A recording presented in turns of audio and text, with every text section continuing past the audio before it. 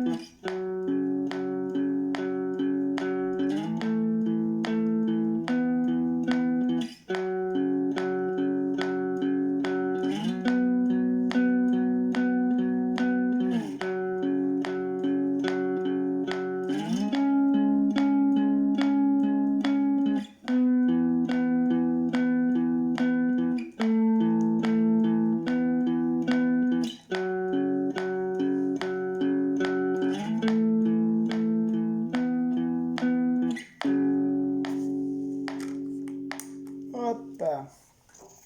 Alors les parties s'enchaînent pas forcément comme ça dans le morceau, c'est plus des parties qui vont se superposer.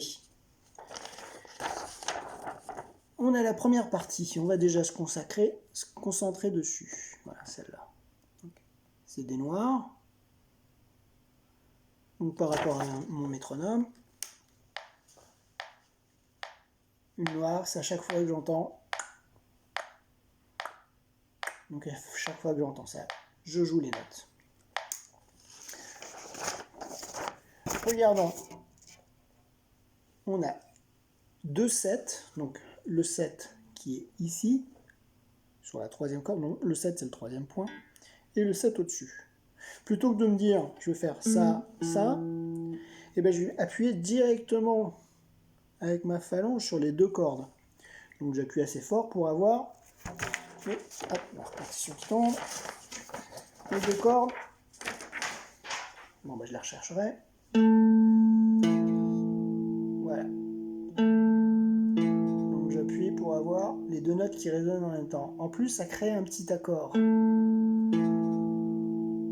Les 2 notes durent en même temps, hein. Enfin, elles se superposent. Au niveau du médiator, le premier set, je le joue en retour, donc vers le haut, vers le haut, vers le bas. Donc la corde plus aiguë c'est vers le haut, la corde la plus grave vers le bas. Ensuite je ne bouge pas ici, je me contente juste d'appuyer avec mon troisième doigt sur la 9e case, donc le 4e point, de la corde de Mi, La, Ré, 3e corde. Donc toujours pareil, retour sur 9, aller, donc vers le bas, sur 7.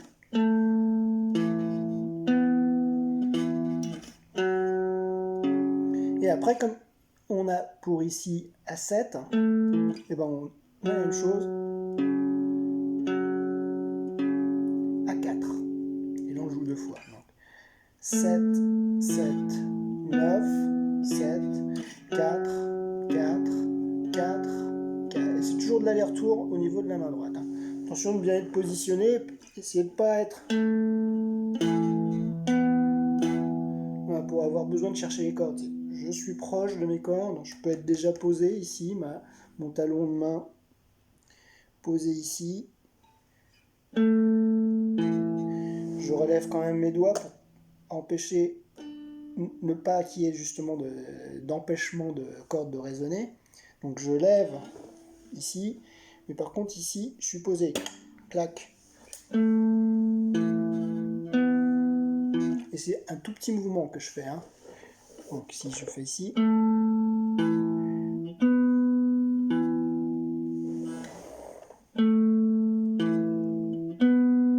Vous voyez, hein, je suis bien posé sur cette partie-là du pouce, du prolongement du pouce. Alors.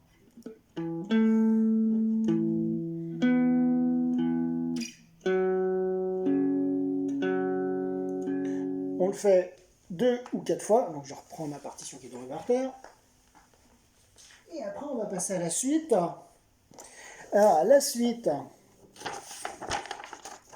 la partie 2, finalement c'est la même chose.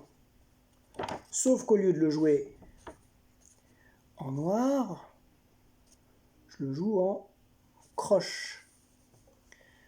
Donc comme je joue en croche, il y a 2 fois plus de notes, donc au lieu de faire 7, 7, il faudra que j'en fasse 7, 7, 7, 7. Voilà, 2 fois plus de notes. Et sinon c'est le même principe. Donc, par rapport à ma noire, 7, 7, 9, 7, 4, 4, 4, 4. Et si je dois passer en croche, c'est 2 fois plus vite. Pam, pam, pam, pam. 1 et 2 et 3 et 4 et 1 et 2 et 3 et 4. Donc.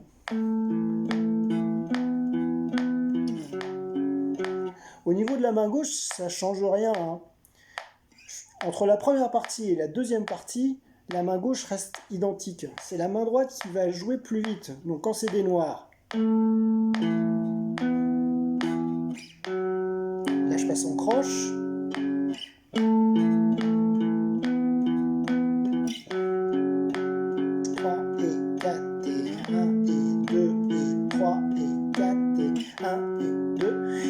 Je repasse en noir.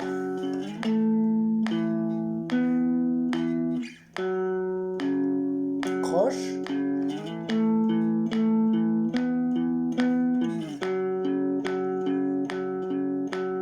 Voilà. Donc on voit, hein, c'est un tout petit mouvement comme ça qui se fait à la main droite. Hein. Essayez d'être posé. Si on n'est pas posé, on a tendance à viser un petit peu n'importe quelle corde. En étant positionné comme ça, on visera que les cordes voulues. On s'aperçoit aussi qu'il y a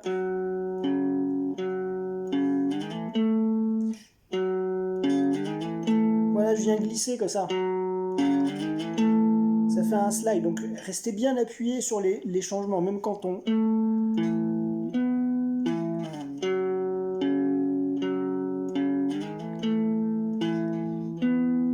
Le slide crée un petit effet sympathique. Alors, sur un tempo, là c'est un petit peu lent, donc ça a tendance à faire un...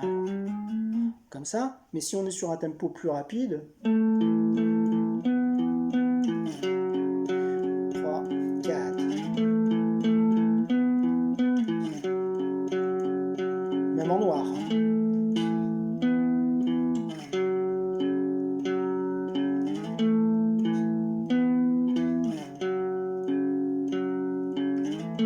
Vous voyez, c'est joli hein, comme ça. Donc le slide sur un tempo très lent, parce que je vous l'explique, donc c'est normal, mais il sera moins joli que quand vous le ferez un petit peu plus vite. Hein. On a la partie, je ne vais pas passer tout de suite à la partie 3, je vais passer directement à la partie 4. Parce que la partie 4, c'est une partie qui se superpose encore sur cette partie et cette partie.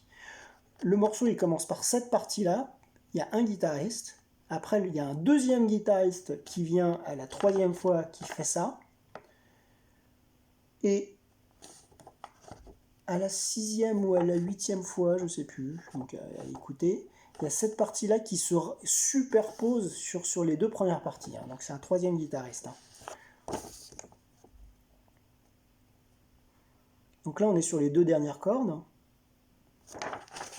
Donc, on va avoir 5-5. Alors, le 5-5, on va pas se dire, tiens, je vais faire comme ça.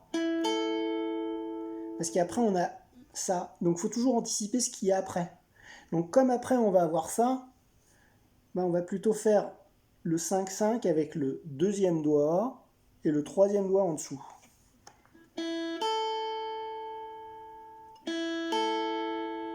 Et à la différence de tout à l'heure on faisait la corde du dessous et la corde du dessus. Donc c'est retour, aller.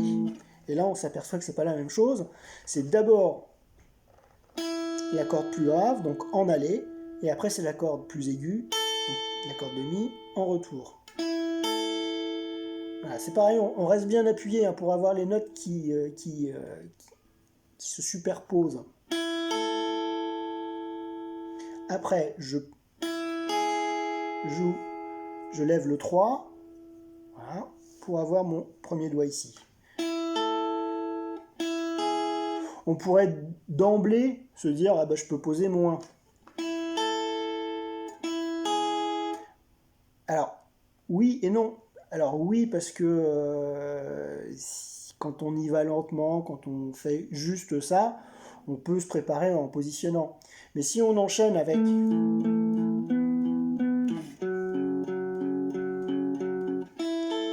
Là, ça me ferait 3 doigts à poser d'un seul coup. Donc 3 doigts à poser d'un seul coup, pour l'enchaînement, c'est pas facile. En n'ayant que 2 doigts de positionner en plus, comme ça c'est assez facile à positionner. Ça posera pas de soucis par rapport aux enchaînements, hein, parce que le morceau, il se suit quand même. 1, 2, 3, 4. Voilà. Je lève. Donc moi, je préfère ne pas poser l'index tout de suite. Hein. Ne positionnez pas forcément les 3 doigts dès le départ. Je lève, je pose le 1, et là, je peux jouer avec l'index posé sur les 2 cordes, parce que c'est un petit barré. Donc je force bien hein, au niveau de tout l'ongle finalement. J'appuie fort. Donc je mets bien mon pouce derrière pour créer de la force. Hein. Il est juste derrière mon index, mon pouce, pour mettre un maximum de force. Pareil quand je suis ici. Hein. Mon pouce il est derrière l'index pour donner de la force à mon index, parce que c'est lui qui appuie sur 2 cordes en même temps.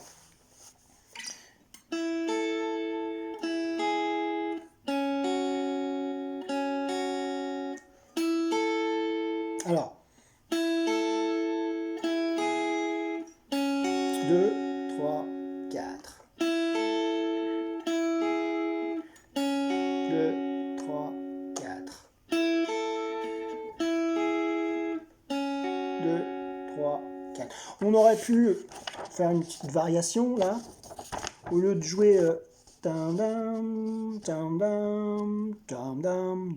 3, 4. Là c'est une blanche qui dure 2 temps, il y a le point après la blanche, donc ça rajoute la moitié de la valeur, donc 3 temps.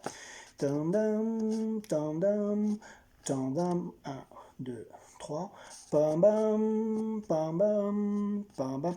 On aurait pu se dire, je vais faire comme dans ma première mesure. Tadam, tadam, tadam, tadam, tadam, tadam, tadam. C'est juste une petite variation, hein. Ça c'est un petit peu au choix du musicien. Donc, je vous joue celle qu'on doit jouer normalement. 2, 3, 4. 2, 3, 4. Et on pourrait faire...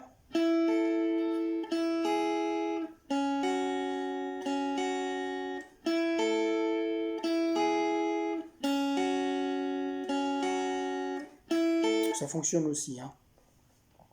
Alors vous avez vu comment je compte, vous avez entendu plutôt, je ne compte pas, là nous avons une blanche, donc 3 temps. Je ne compte pas les 3 temps de la blanche, je ne fais pas 1, 2, 3. 1, 2, 3. C'est pas comme ça que je compte. On a 4 temps dans la mesure. Donc je compte par rapport à mes 4 temps. Mon premier temps, il est joué avec 2, 2. Et les 3 autres suivants, finalement, ils vont être situés sur le deuxième temps, le troisième temps et le quatrième temps de la mesure. Donc je compte par rapport au temps qu'on a dans la mesure. Et non, ça revient au même à peu près, mais ça permet, quand on compte comme ça, 2, 3, 4, de savoir exactement où on en est dans sa mesure. Hein. C'est quelque chose qui n'est pas inné dans le musicien. C'est quelque chose qui s'acquiert en jouant plein de fois, plein de morceaux, de se dire, bon, bah, mon morceau, il fonctionne avec 4 temps, souvent avec 4 temps. Donc il faut que j'apprenne à compter mes 4 temps dans la mesure. 1 et 2 et 3 et 4 et 1 et 2 et 3 et 4 et 1, 2, 3 et 4 et 2, 3 et 4. Alors vous avez vu, je fais un petit vibrato comme ça. Voilà, je monte, je descends. Donc là, je suis bien fixé ici. J'enroule bien mon manche. Donc ça, c'est pour les guitaristes un petit peu plus expérimentés. Voilà, je fais ce petit vibrato.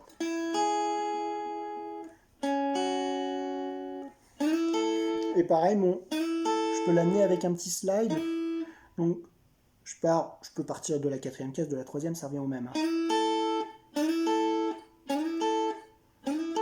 Ça change pas grand-chose. Hein.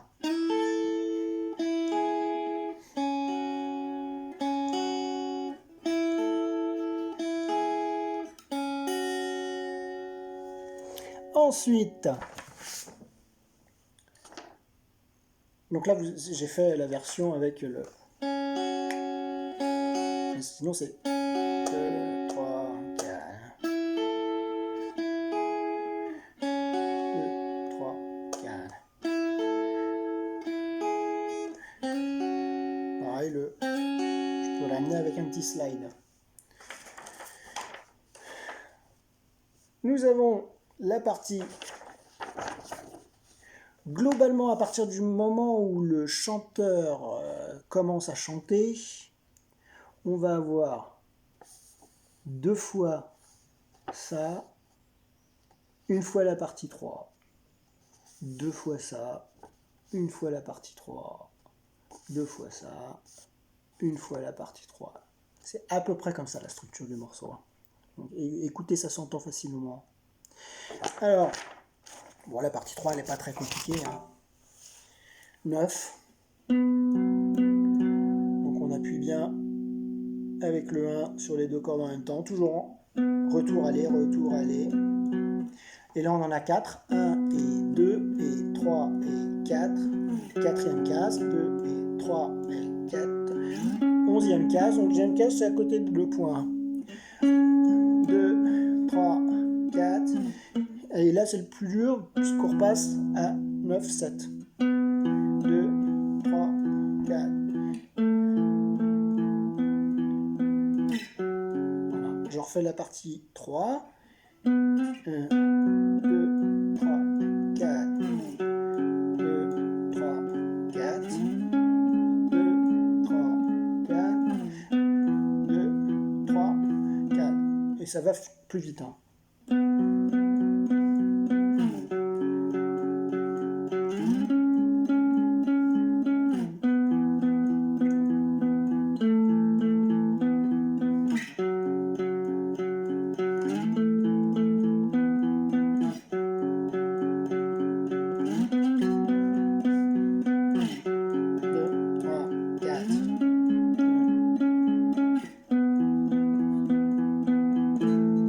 Voilà.